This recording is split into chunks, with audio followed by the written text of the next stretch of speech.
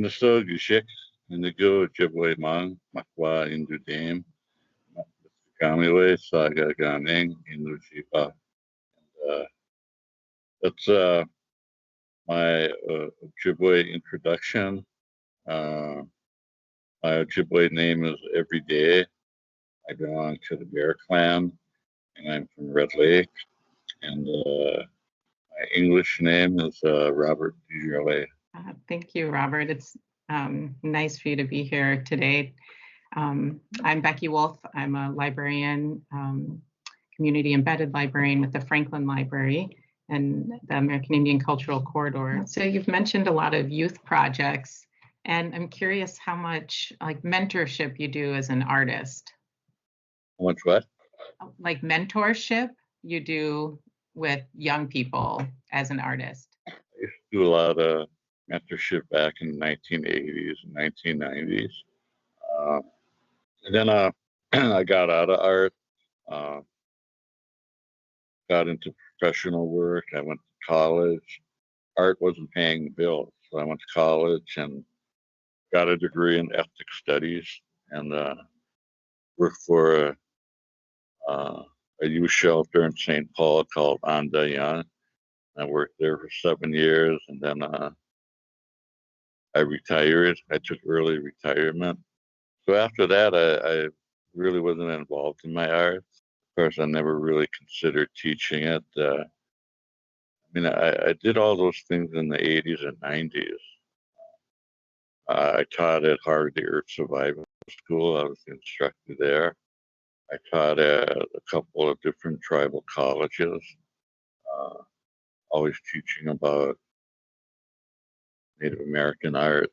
How can you use art to engage communities? It's an important part of art. I mean, look at what happened after George Floyd was murdered.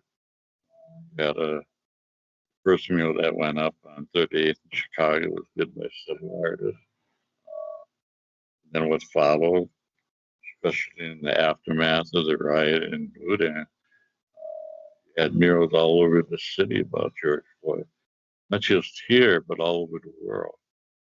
You had worldwide community response to this murder. So that's a very good example of community involved in art. I think community art has grown. See more and more of it in our cities. Part of it is it makes a political statement,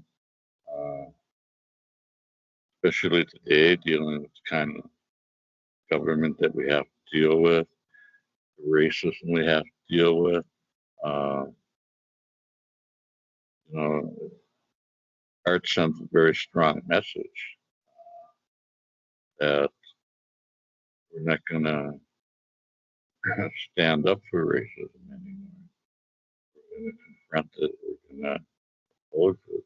And there's different ways of doing that, different ways of protesting it. And art is clearly one of the ways that we can protest.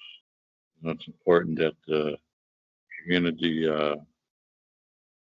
engages in arts. A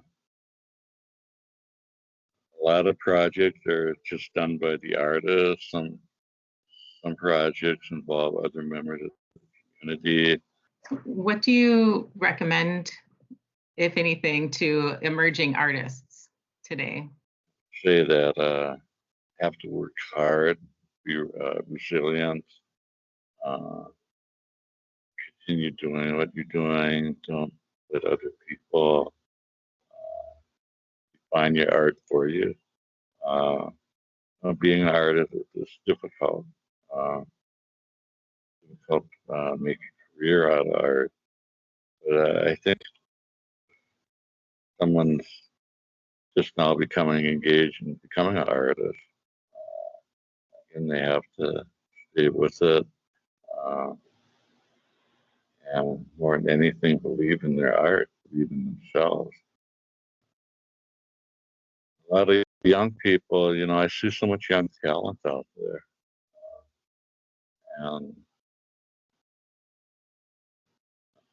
Fortunately, we lose a lot of that young talent. We have an education system that doesn't really uh,